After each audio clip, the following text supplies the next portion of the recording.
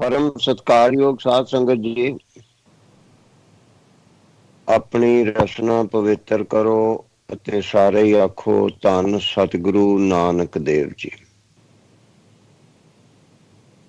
ਗੁਰਬਾਣੀ ਵਿੱਚ ਲਿਖਿਆ, ਜਿਨੀ ਤੁਧਨੋਂ ਧੰਨ ਕਹਿਆ ਤਿਨ ਜਮ ਨੇੜ ਨਾ ਆਇਆ। ਜਿਹੜਾ ਸਤਿਗੁਰੂ ਜੀ ਨੂੰ ਧੰਨ ਆਖੇਗਾ ਉਹਨੂੰ ਇਸ ਲੋਕ ਦੇ ਅਗਲੇ ਲੋਕ ਦੇ ਕੋਈ ਕਸ਼ਟ ਨਹੀਂ ਆਉਣਗੇ। ਇਹ ਤਾਂ ਹੀ ਹੈ ਜੇ ਆਪਾਂ ਇੱਕ ਮਨ ਹੋ ਕੇ ਸੱਚੇ ਪਾਤਸ਼ਾਹ ਨੂੰ ਧੰਨ ਆਖੀਏ, ਫਿਰ ਸੱਚੀ ਮੁੱਚੀ ਕਸ਼ਟ ਨਹੀਂ ਆਉਣਗੇ। ਗੁਰਬਾਣੀ ਵਿੱਚ ਸੱਚੇ ਪਾਤਸ਼ਾਹ ਨੇ ਆਪਣੀ ਰਸਨਾ ਤੋਂ ਲਿਖਿਆ ਹੋਇਆ, ਗੁਰੂ ਨਾਨਕ ਜਿਨ ਸੁਣਿਆ ਪੇਖਿਆ ਸੇ ਫਿਰ ਗਰਭਾਸ ਨਾ ਭਰਿਆ ਰੇ। ਸਤਿਗੁਰੂ ਨਾਨਕ ਸੱਚੇ ਪਾਤਸ਼ਾਹ ਜੀ ਦਾ ਜਿਹਨੇ ਨਾਮ ਸੁਣ ਲਿਆ, ਜਿਹਨੇ ਦੇਖਿਆ ਭਾਵ ਜਿਹਨੇ ਦਰਸ਼ਨ ਕਰ ਲਿਆ, ਉਹ ਫਿਰ ਗਰਭ ਵਿੱਚ ਨਹੀਂ ਆਏਗਾ, ਭਾਵ ਉਹਦਾ ਜਨਮ ਮਰਨ ਦਾ ਚੱਕਰ ਹੀ ਕੱਟਿਆ ਜਾਏਗਾ। ਕਿਉਂਕਿ ਇਹ ਗੱਲ ਇਸ ਕਰਕੇ ਆਪਾਂ ਨੂੰ ਸਮਝਣੀ ਜ਼ਰੂਰੀ ਹੈ। ਅੱਜ ਕੱਲ ਬਹੁਤ ਸੱਜਣ ਸਾਡੇ ਸਿੱਖ ਪ੍ਰਚਾਰਕ, ਵੱਡੇ ਵੱਡੇ ਸਿੱਖ ਪ੍ਰਚਾਰਕ, ਵੱਡੇ ਵੱਡੇ ਸਿੱਖ ਵਿਦਵਾਨ, ਉਹ ਇਹ ਕਹਿੰਦੇ ਨੇ ਕਿ ਕੋਈ ਕਰਮ, ਕੋਈ ਗੁਰੂ ਜੀ ਨੇ ਕਰਾਮਾਤ ਨਹੀਂ ਵਿਖਾਈ ਅਤੇ ਗੁਰਬਾਣੀ ਅਨੁਸਾਰ ਕੋਈ ਕਰਾਮਾਤ ਹੈ ਹੀ ਨਹੀਂ। ਸੋ ਸ੍ਰੀ ਗੁਰੂ ਗ੍ਰੰਥ ਸਾਹਿਬ ਜੀ ਵਿੱਚ ਕਰਾਮਾਤਾਂ ਔਰ ਗੁਰੂ ਦੀਆਂ ਸ਼ਕਤੀਆਂ ਦੀ ਲੀਲਾ, ਉਹਦੀ ਉਪਮਾ ਬਹੁਤ ਜ਼ਿਆਦਾ ਲਿਖੀ ਹੋਈ ਹੈ, ਥਾਂ ਥਾਂ ਤੇ ਲਿਖੀ ਹੋਈ ਹੈ। ਹੁਣ ਜੇ ਆਪ ਜੀ ਇਸ ਗੱਲ ਨੂੰ ਹੀ ਵਿਚਾਰ ਕੇ ਗੁਰੂ ਨਾਨਕ ਜਿਨ ਸੁਣਿਆ ਪੇਖਿਆ ਸੇ ਫਿਰ ਗਰਭਾਸ ਨਾ ਭਰਿਆ ਰੇ, ਜੇ ਆਪਾਂ ਇਸੇ ਗੱਲ ਨੂੰ ਨਾਮ ਸੁਣਿਆ ਤੇ ਜਿਹਦੇ ਦਰਸ਼ਨ ਕੀਤੇ ਹੀ ਜਨਮ ਮਰਨ ਦਾ ਚੱਕਰ ਮਿਟ ਜਾਂਦਾ ਹੈ। ਜਿਸ ਜਨਮ ਮਰਨ ਦਾ ਚੱਕਰ ਮਿਟਾਉਣ ਵਾਸਤੇ ਨਾਸਾ ਵਰਗੀਆਂ ਏਜੰਸੀਆਂ ਕੋਲ ਕੋਈ ਸਾਧਨ ਨਹੀਂ, ਉਸ ਦਾ ਚੱਕਰ ਸਿਰਫ ਗੁਰੂ ਦਾ ਨਾਮ ਲਿਆ ਹੀ ਮਿਟ ਜਾਂਦਾ ਹੈ, ਉਹਦਾ ਨਾਮ ਸੁਣਿਆ ਮਿਟ ਜਾਂਦਾ ਹੈ, ਉਹਦੇ ਦਰਸ਼ਨ ਕੀਤਿਆਂ ਮਿਟ ਜਾਂਦਾ ਹੈ। ਇਦੋਂ ਵੱਡੀ ਕਰਾਮਾਤ ਹੋਰ ਕੀ ਹੋ ਸਕਦੀ ਹੈ?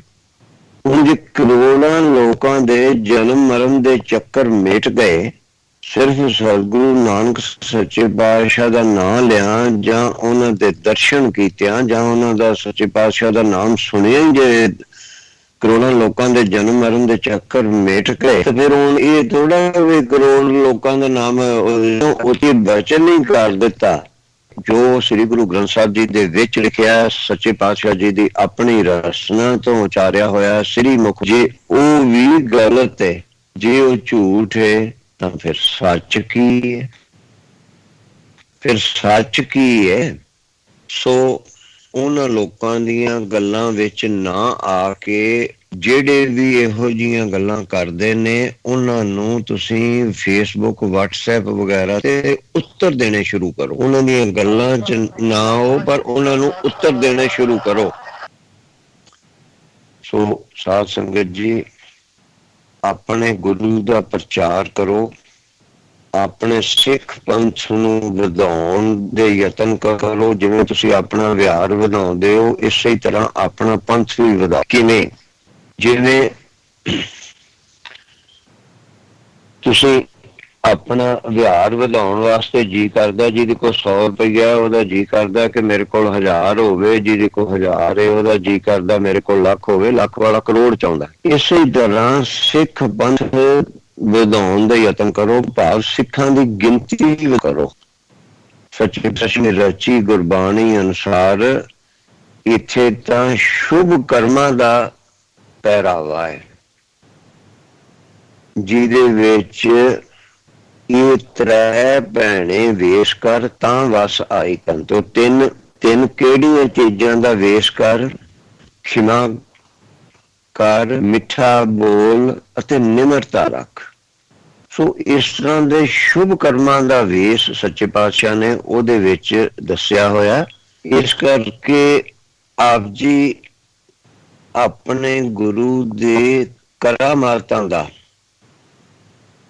प्रचार करो, क्योंकि करामातां सुन के ही लोग किसी दे सेवक बनते ने।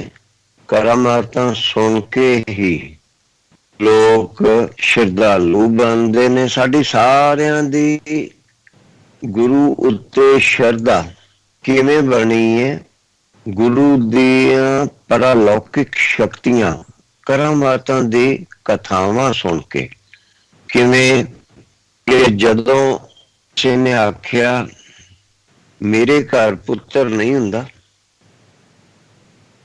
ਉਹ ਦੂਜੀ ਨੇ ਆਖਿਆ ਲੈ ਭੈਣ ਸਾਡੇ ਵਿਆਹ ਨੂੰ ਵੀ 20 ਸਾਲ ਹੋ ਗਏ ਸੀ, ਮੈਂ ਉੱਥੇ ਜਾ ਕੇ ਸਤਿਗੁਰੂ ਜਗਜੀਤ ਸਿੰਘ ਦੇ ਚਰਨਾਂ 'ਚ ਅਰਦਾਸ ਕੀਤੀ। ਉਹਨਾਂ ਨੇ ਹੁਕਮ ਕੀਤਾ ਕਿ 2.5 ਮਾਲਾ ਬਾਬਿਆਂ ਘਰ ਭਗਵਤੀਆਂ ਦੀ 1 ਮਾਲਾ ਕਰਿਆ ਕਰ, ਕਿਉਂਕਿ ਭੈਣ ਵੀ ਉੱਥੇ ਜਾ ਸਤਿਗੁਰੂ ਜਗਜੀਤ ਸਿੰਘ ਕੋਲ। ਉਹਦੀ ਚੰਗਾ ਬਈ। ਉਹ ਉਸ ਭੈਣ ਨੂੰ ਇਹ ਮਤਲਬ ਨਹੀਂ कि मैं अमृत छकिया या नहीं छकना या नहीं, मैं कृपान पाई है कि नहीं, चिट्टे पाए ने कि नीले पाए ने, उन्हें तो पुत्र लेना है। जदों पता लगता है कि पुत्र उस गुरु तो मिलता है और फटाफट ही मिल जाता है, उन्हें फटाफट आखना भी ठीक है जी मैं नामधारी बनने नूं तैयार हाँ, मैनू पुत्र दे दो फटाफट। इस तरह सिक्खी वधदी है जां कोई भी धर्म वधदा है, वो ਇਹਨਾਂ ਕਾਰਨਾਂ ਕਰਕੇ ਵੱਧਦਾ। ਜਿਹੜੇ ਸੱਜਣ ਇਹ ਕਹਿੰਦੇ ਨੇ ਕਿ ਕਰਾਮਾਤਾਂ ਨਹੀਂ ਹੁੰਦੀਆਂ, ਉਹਨਾਂ ਨੂੰ ਮੈਂ ਵੀ ਪੁੱਛਦਾ ਪਿਆ। ਇਸ ਵੇਲੇ ਬਹੁਤ ਲੋਕ ਸੁਣਦੇ ਹੋਣਗੇ ਤੇ ਤੁਸੀਂ ਵੀ ਉਹਨਾਂ ਨੂੰ ਪੁੱਛ ਲਓ ਕਿ ਰਾਏ ਬਲਾਰ ਇੱਕ ਮੁਸਲਮਾਨ ਰਾਜਾ ਸੀ। ਉਹ ਆਪਣੇ ਨੌਕਰ ਪਟਵਾਰੀ ਕਾਲੂ ਮਹਿਤਾ ਦੇ 8 ਸਾਲ ਦੇ ਮੁੰਡੇ ਦਾ ਸੇਵਕ ਕਿਵੇਂ ਬਣ ਗਿਆ? ਕਿ ਮੁਸਲਮਾਨ ਤਾਂ ਬੜੇ ਕੱਟੜ ਹੁੰਦੇ ਨੇ, ਫਿਰ ਉਹ ਰਾਜਾ ਹੋਵੇ। ਤੇ ਰਾਜਾ ਹੁੰਦਿਆਂ ਵੀ ਜੇ ਉਹ ਕਿਸੇ ਦਾ ਸੇਵਕ ਬਣ ਜਾਂਦਾ, ਇਹਦਾ ਮਤਲਬ ਕੋਈ ਤਾਂ ਗੱਲ ਹੈਗੀ ਹੈ ਨਾ, ਔਰ ਉਹ ਵੀ ਹਿੰਦੂਆਂ ਦੇ ਮੁੰਡੇ ਦਾ। ਇਹ ਸੋਚਣ ਵਾਲੀ ਗੱਲ ਹੈ। ਹਿੰਦੂਆਂ ਦੇ ਮੁੰਡੇ ਦਾ ਇੱਕ ਮੁਸਲਮਾਨ ਰਾਜਾ ਸੇਵਕ ਬਣਦਾ ਤੇ ਕਿਉਂ ਬਣਦਾ? ਉਹ ਇਸ ਕਰਕੇ ਬਣਦਾ ਕਿ ਉਹਨੂੰ ਦਿਸਿਆ ਕਿ ਸੱਪ ਨੇ ਛਾਂ ਕੀਤੀ ਸੱਚੇ ਪਾਤਸ਼ਾਹ ਦੇ ਉੱਤੇ। ਸਾਧ ਸੰਗਤ ਜੀ, ਆਪਣੇ ਗੁਰੂ ਦੀਆਂ ਕਰਾਮਾਤਾਂ ਦੱਸੋ। ਜਦੋਂ ਆਪ ਜੀ ਇਹ ਦੱਸੋਗੇ ਫਿਰ ਤੁਹਾਨੂੰ ਇਹ ਕਹਿਣ ਦੀ ਲੋੜ ਨਹੀਂ ਕਿ ਤੂੰ ਸਿੱਖ ਬਣ, ਤੂੰ ਨਾਮਧਾਰੀ ਬਣ। ਇਹ ਕਹਿਣ ਦੀ ਲੋੜ ਨਹੀਂ। ਉਹਨਾਂ ਨੂੰ ਸਿਰਫ ਇਹ ਕਹੋ ਕਿ ਇਸ ਗੁਰੂ ਦੇ ਉੱਤੇ ਸ਼ਰਧਾ ਰੱਖ ਕੇ ਜੋ ਮੰਗੇਗਾ ਉਹ ਮਿਲੇਗਾ। ਉਹ ਆਪੇ ਹੀ ਬਣੀ ਜਾਣਗੇ। ਕੋਈ ਕੇਸ ਰੱਖੇਗਾ ਨਹੀਂ ਰੱਖੇਗਾ, ਕੋਈ ਹੌਲੀ ਹੌਲੀ ਰੱਖੇਗਾ। ਜਦੋਂ ਸ਼ਰਧਾ ਬਣ ਜਾਏਗੀ ਉਹ ਆਪੇ ਆਖੇਗਾ। ਗੁਰੂ ਘਰ ਵਿੱਚ ਸਤਿਗੁਰੂ ਨਾਨਕ ਸੱਚੇ ਪਾਤਸ਼ਾਹ ਦੀ ਸਿੱਖੀ ਵਿੱਚ, ਜਿਵੇਂ ਮੈਂ ਪਹਿਲਾਂ ਵੀ ਬੇਨਤੀ ਕੀਤੀ ਹੈ, ਉੱਥੇ ਕੇਸ ਦਾੜੀ ਨਾਲ ਸਿੱਖੀ ਨਹੀਂ ਹੈਗੀ। ਸਿੱਖੀ ਤਾਂ ਸ਼ਰਧਾ ਨਾਲ ਹੈ, ਅਤੇ ਸ਼ਰਧਾ ਜਿਹੜੀ ਹੈ ਉਹ ਬਣਦੀ ਹੈ ਕਰਾਮਾਤਾਂ ਦੀਆਂ ਸਾਖੀਆਂ ਸੁਣ ਕੇ। ਹੁਣ ਜਿਨ੍ਹਾਂ ਨੂੰ ਅਜੇ ਵੀ ਮੇਰੀ ਗੱਲ ਤੇ ਵਿਸ਼ਵਾਸ ਨਾ ਹੋਵੇ, ਆਪ ਜੀ ਨੂੰ ਵੀ ਇਹ ਗੱਲਾਂ ਸੋਚਣ ਦੀ ਲੋੜ ਹੈ। ਸਾਰਿਆਂ ਨੂੰ ਮੇਰੀ ਗੱਲ ਨੂੰ ਧਿਆਨ ਨਾਲ ਸੁਣ ਕੇ ਫਿਰ ਅੱਗੇ ਚੱਲੋ। ਕਿ ਰਾਏ ਬੁਲਾਰ ਨੇ ਸੱਚੇ ਪਾਤਸ਼ਾਹ ਜੀ ਨੂੰ ਮੱਥਾ ਟੇਕਿਆ, ਸ਼ਰਧਾ ਰੱਖੀ। ਇਹਦੇ ਤੋਂ ਅੱਗੇ ਇਹ ਨਹੀਂ ਗਾ ਕਿ ਇਹ ਜ਼ਬਾਨੀ ਗੱਲਾਂ ਨੇ, ਕਿਉਂਕਿ ਕਈ ਕਹਿੰਦੇ ਨੇ ਕਿ ਨਹੀਂ ਇਤਿਹਾਸ ਜਿਹੜੇ ਨੇ ਇਹ ਝੂਠ ਨੇ, ਇਹ ਐਵੇਂ ਹੀ ਗੱਪਾਂ ਲਿਖੀਆਂ ਨੇ। ਉਹਨੇ 18,000 ਏਕੜ ਜ਼ਮੀਨ, ਆਪਣਾ ਅੱਧਾ ਰਾਜ ਭਾਗ ਸੱਚੇ ਪਾਤਸ਼ਾਹ ਨੂੰ ਮੱਥਾ ਟੇਕ ਦਿੱਤਾ ਅਤੇ ਨਾਨਕਸਰ ਨਾਮ ਦਾ ਸਰੋਵਰ ਬਣਾਇਆ ਨਨਕਾਣਾ ਸਾਹਿਬ ਦੇ ਵਿੱਚ। ਇਹ ਬਿਨਾਂ ਗੁਰੂ ਦੇ ਉੱਤੇ ਸ਼ਰਧਾ ਰੱਖਿਆ ਹੀ ਬਣ ਗਿਆ। ਹੁਣ ਉਹ ਗੁਰੂ ਮੰਨਦਾ ਸੀ ਕਿ ਪੀਰ ਮੰਨਦਾ ਸੀ, ਇਹਨਾਂ ਸ਼ਬਦਾਂ ਦੇ ਨਾਲ ਤਾਂ ਕੋਈ ਫਰਕ ਨਹੀਂ ਪੈਂਦਾ, ਪਰ ਉਹਦੀ ਸ਼ਰਧਾ ਤਾਂ ਹੈਗੀ ਸੀ ਨਾ, ਉਹਦੀ ਸ਼ਰਧਾ ਤਾਂ ਹੈਗੀ ਸੀ, ਤਾਂ ਹੀ ਉਹਨੇ ਇਹ ਕਿਹਾ ਕਿ ਇੰਨੀ ਜ਼ਮੀਨ ਮੈਂ ਮੱਥਾ ਟੇਕਦਾ। ਜੇ ਉਹਦੀ ਸ਼ਰਧਾ ਹੀ ਨਹੀਂ ਸੀ ਫਿਰ ਉਹਨੇ ਉਹ ਕਿਵੇਂ ਮੱਥਾ ਟੇਕ ਦਿੱਤੀ ਜ਼ਮੀਨ? ਕਿ ਉਸ ਜ਼ਮੀਨ ਮੱਥਾ ਟੇਕੀ ਨੂੰ ਵੀ ਜਿਹੜੇ ਸੱਜਣ ਇਹ ਕਹਿੰਦੇ ਨੇ ਕਿ ਕੋਈ ਕਰਾਮਾਤ ਨਹੀਂ ਹੁੰਦੀ, ਉਹ ਇਸ ਮੱਥਾ ਟੇਕੀ ਜ਼ਮੀਨ ਨੂੰ ਵੀ ਕਹਿਣਗੇ ਕਿ ਇਹ ਸਭ ਝੂਠ ਹੈ। ਜ਼ਮੀਨ ਮੱਥਾ ਟੇਕੀ ਨਹੀਂ ਉਹਨਾਂ ਨੇ। ਇਹ ਵੀ ਹੋ ਸਕਦਾ ਹੈ ਕਿ ਜਿਹੜੇ ਸੱਜਣ ਇਹ ਕਹਿੰਦੇ ਨੇ ਕਿ ਇਹ ਸਭ ਝੂਠ ਹੈ, ਹੋ ਸਕਦਾ ਉਹ ਹੌਲੀ ਹੌਲੀ ਕੱਲ ਨੂੰ ਆਖਣਗੇ ਵੀ ਨਹੀਂ ਰਾਏਬਲਾਰ ਹੋਇਆ ਹੀ ਕੋਈ ਨਹੀਂ ਸੀ। ਮੂੰਹ ਉਹਨੀਆਂ ਹੀ ਗੱਲਾਂ ਤੁਸੀਂ ਸੁਣਿਆ। ਸੋ ਇਸ ਕਰਕੇ ਸਾਧ ਸੰਗਤ ਜੀ, ਗੁਰੂ ਦੇ ਵਿੱਚ ਪਰਲੌਕਿਕ ਸ਼ਕਤੀਆਂ, ਕਰਾਮਾਤਾਂ, ਰਿੱਧੀਆਂ ਸਿੱਧੀਆਂ ਸਭ ਕੁਝ ਹੁੰਦੀਆਂ ਨੇ। ਗੁਰੂ ਚਾਰ ਪਦਾਰਥ ਦਾ ਦਾਤਾ ਹੈ, ਧਰਮ ਅਰਥ ਅਰ ਕਾਮ ਮੋਖ, ਦੇਤੇ ਨਹੀਂ ਬਾਹਰ। ਉਹਨੂੰ ਦੇਰ ਨਹੀਂ ਲੱਗਦੀ, ਬਾਹਰੋਂ ਭਾਵ ਦੇਰ ਹੈ, ਉਹਨੂੰ ਦੇਰ ਨਹੀਂ ਲੱਗਦੀ। ਜੇ ਉਹ ਚਾਹਵੇ ਤਾਂ, ਜੇ ਉਹਦੀ ਨਾ ਰਜਾ ਹੋਵੇ ਫਿਰ ਤੇ ਉਹਦੀ ਖੁਸ਼ੀ ਹੈ ਨਾ। ਸੋ ਇਸ ਕਰਕੇ ਸਾਧ ਸੰਗਤ ਜੀ, ਆਪਣੇ ਗੁਰੂ ਦੀਆਂ ਕਰਾਮਾਤਾਂ ਦਾ ਪ੍ਰਚਾਰ ਕਰੋ। ਸਤਿਗੁਰੂ ਰਾਮ ਸਿੰਘ ਸੱਚੇ ਪਾਤਸ਼ਾਹ ਨੇ ਬੜੀਆਂ ਕਰਾਮਾਤਾਂ ਵਿਖਾਈਆਂ, ਤਾਂ ਹੀ ਲੋਕ ਉਹਨਾਂ ਦੇ ਸਿੱਖ ਬਣੇ। ਸੋ ਆਪ ਜੀ ਨੂੰ ਬੇਨਤੀ ਹੈ ਕਿ ਉਹਨਾਂ ਕਰਾਮਾਤਾਂ ਦਾ ਪ੍ਰਚਾਰ ਕਰੋ, ਲੋਕਾਂ ਨੂੰ ਦੱਸੋ ਕਿ ਗੁਰੂ ਵਿੱਚ ਕਰਾਮਾਤਾਂ ਹੁੰਦੀਆਂ ਨੇ, ਤੇ ਉਹਨਾਂ ਦੀਆਂ ਸਾਖੀਆਂ ਸੁਣਾਓ। ਜਦੋਂ ਤੁਸੀਂ ਉਹ ਸਾਖੀਆਂ ਸੁਣਾਓਗੇ ਫਿਰ ਲੋਕਾਂ ਦੀ ਸ਼ਰਧਾ ਵਧੇਗੀ, ਫਿਰ ਪੱਕੀ ਸ਼ਰਧਾ ਬਚੇਗੀ। ਅੱਜ ਦੇ ਦਿਨ ਵਿੱਚ ਸਮੁੱਚਾ ਸਿੱਖ ਪੰਥ ਘਟ ਰਿਹਾ। ਸਾਧ ਸੰਗਤ ਜੀ, ਸਿੱਖ ਪੰਥ ਨੂੰ ਵਧਾਉਣ ਦਾ ਇੱਕੋ ਹੀ ਤਰੀਕਾ ਹੈ। ਸਿੱਖ ਪੰਥ ਨੂੰ ਵਧਾਉਣ ਦਾ ਤਰੀਕਾ ਇੱਕੋ ਹੀ ਹੈ, ਉਹ ਹੈਗਾ ਕਿ ਆਪਣੇ ਗੁਰੂ ਦੀਆਂ ਕਰਤਾਂ ਵੱਧ ਤੋਂ ਵੱਧ ਦੱਸੀਆਂ ਜਾਣ ਲੋਕਾਂ ਨੂੰ, ਤਾਂ ਕਿ ਲੋਕ ਤੁਹਾਡੇ ਗੁਰੂ ਤੇ ਸ਼ਰਧਾ ਰੱਖਣ।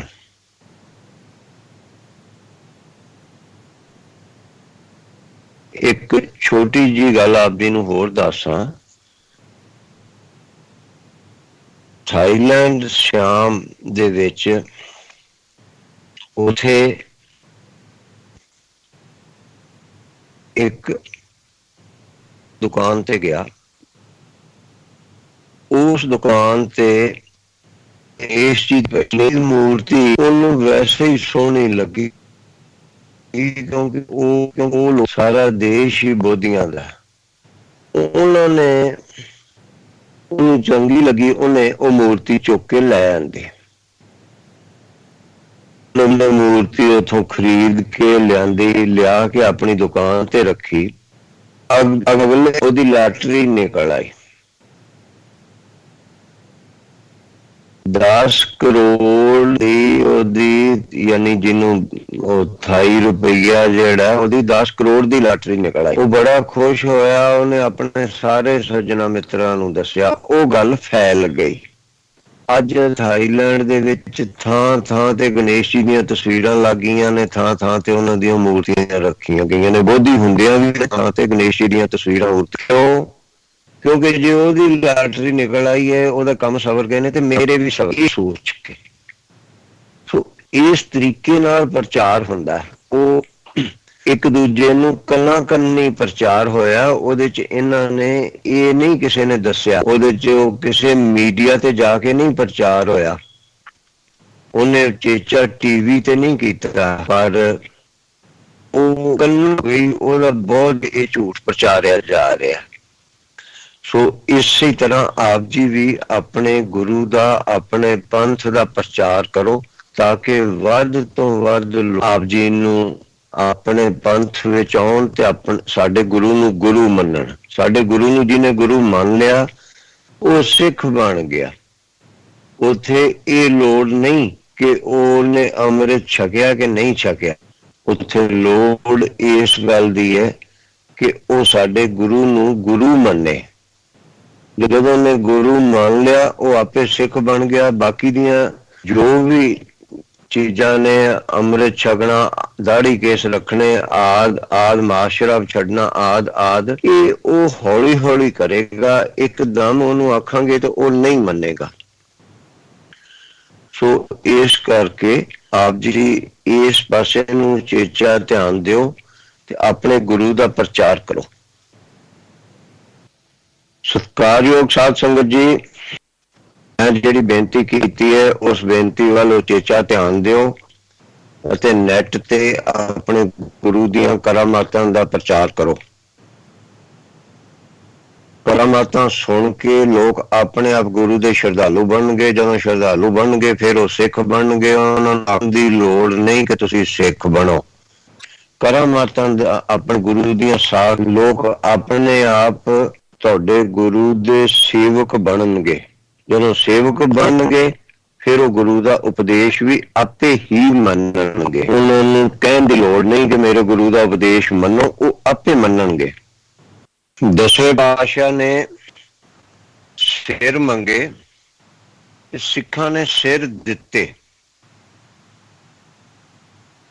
ਔਰ ਉਹ ਸਿਰ ਸੱਚੇ ਪਾਤਸ਼ਾਹ ਨੇ ਵਾਪਸ ਜੋੜ ਦਿੱਤੇ ਉਹਨਾਂ ਦੇ ਸਿਰ ਦੇ ਉੱਤੇ। ਫਿਰ ਉਹਨਾਂ ਦੇ ਧੜ ਦੇ ਉੱਤੇ ਗੁਰੂ ਜੀ ਨੇ ਸਿਰ ਜੋੜ ਦਿੱਤੇ। ਇਹ ਚੀਜ਼ ਅੰਦਰ ਜਾ ਕੇ ਨਹੀਂ ਕੀਤੀ, ਸਾਰਿਆਂ ਦੇ ਸਾਹਮਣੇ ਕੀਤੀ। ਇੰਨੀਆਂ ਪ੍ਰਤੱਖ ਕਰਾਮਾਤਾਂ ਵੇਖ ਕੇ ਫਿਰ ਵੀ ਅਸੀਂ ਆਖੀਏ ਕਿ ਨਹੀਂ, ਗੁਰੂ 'ਚ ਕੋਈ ਕਰਾਮਾਤ ਨਹੀਂ ਹੁੰਦੀ।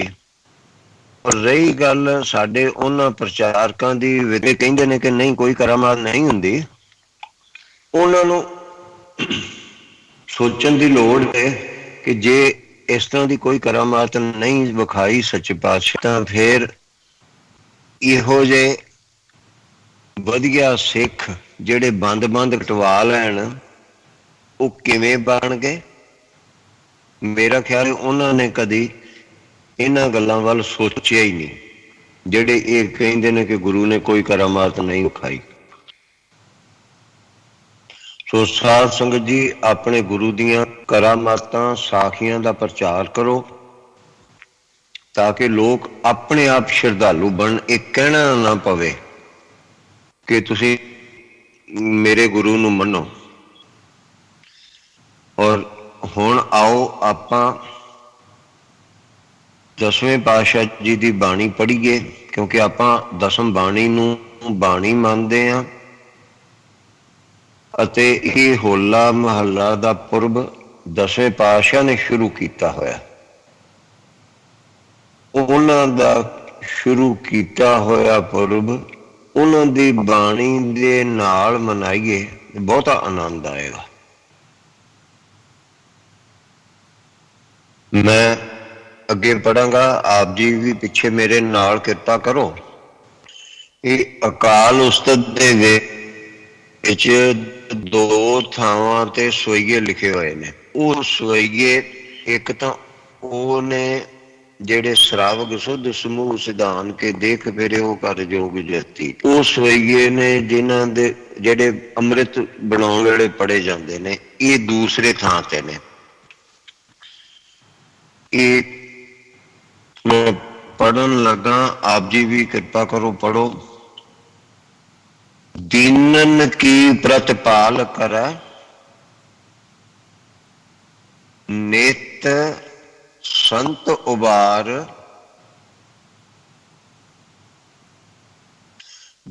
ਗਨੀਮਨ ਗਾਰੈ, ਪਛ ਪਸ਼ੂ ਨਾਗ ਨਾਗ, ਪਛ ਪਸ਼ੂ ਨਾਗ ਨਾਗ ਨਰਾਦਕ, ਪਸ਼ੂ ਨਗ ਨਾਗ ਨਰਾਦਕ, ਸਰਬ ਸਮੈ ਸਰਬ ਸਮੈ ਸਭ ਕੋ ਪ੍ਰਤਿਪਾਰੈ। ਸਭ ਕੋ ਪ੍ਰਤਪਾਰੈ। ਪੋਖਤ ਹੈ ਜਲ ਮੈਂ, ਪੋਖਤ ਹੈ ਜਲ ਮੈਂ, ਫਲ ਮੈਂ ਪਲ ਮੈਂ, ਫਲ ਮੈਂ ਪਲ ਮੈਂ,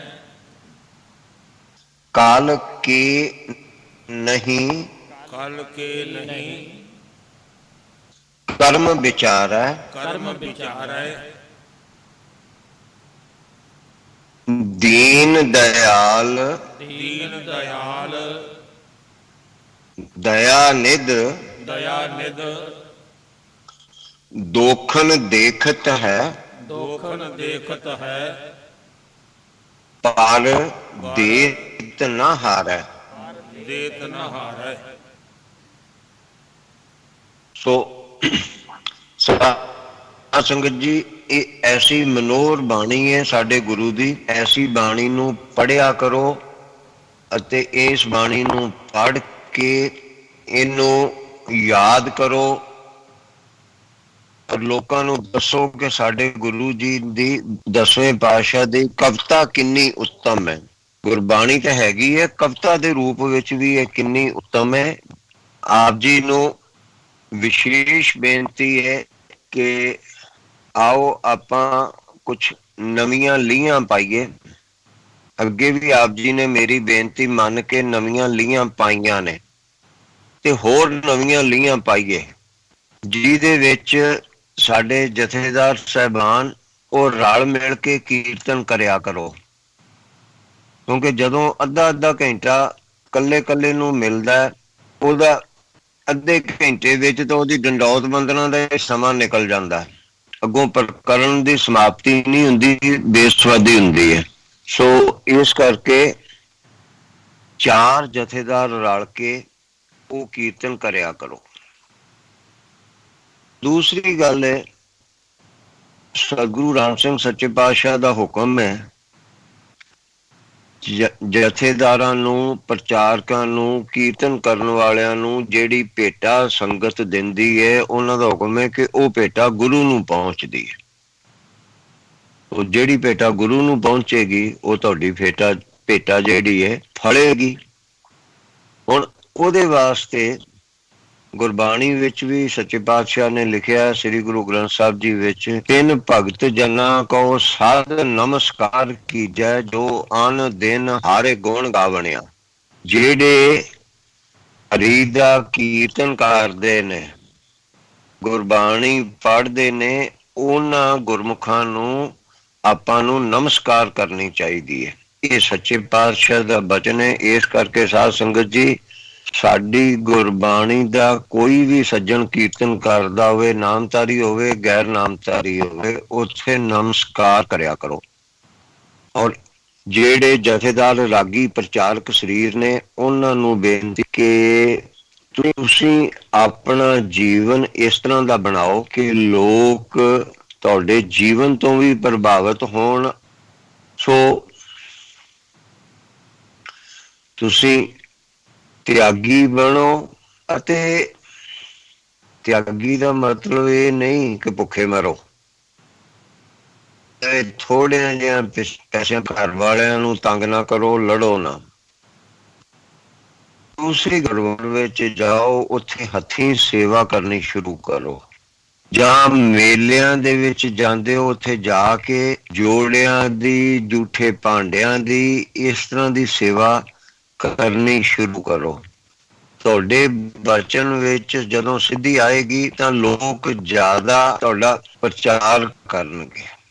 ਸੋ ਸਾਧ ਸੰਗਤ ਜਿੰਨੇ ਜਥੇਦਾਰ, ਪ੍ਰਚਾਰਕ, ਰਾਗੀ, ਕੀਰਤਨੀਏ ਆਏ ਹੋ, ਸਾਰੇ ਜਾ ਕੇ ਲੰਗਰ 'ਚ ਭਾਂਡੇ ਮਾਂਜਣ ਦੀ, ਜੋੜੇ ਸਾਂਭਣ ਦੀ, ਜੋੜੇ ਝਾੜਨ ਦੀ, ਇਹੋ ਜਿਹੀ ਸੇਵਾ ਹੱਥੀਂ ਕਰਿਆ ਕਰੋ। ਇਹ ਕਰਨ ਦੇ ਨਾਲ ਤੁਹਾਡੇ ਵਿੱਚ ਵਾਕ ਸ਼ਕਤੀ, ਜਦੋਂ ਵਾਕ ਸ਼ਕਤੀ, ਤੁਹਾਡੇ ਵਰ ਵੀ ਪੂਰੇ ਹੋਣਗੇ। ਇਹ ਕਰੋ, ਕਰਕੇ ਵੇਖੋ, ਇਹਦੇ ਨਾਲ ਲਾਭ ਹੀ ਲਾਭ ਹੋਏਗਾ, ਨੁਕਸਾਨ ਨਹੀਂ।